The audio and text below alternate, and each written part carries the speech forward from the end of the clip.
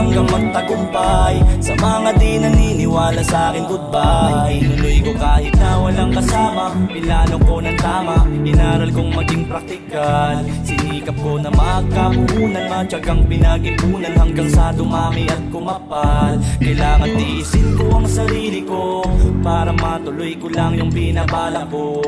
Kapag ginusto ko ay makukuha ko, sipag, tiyaga at puhunan meron na ako.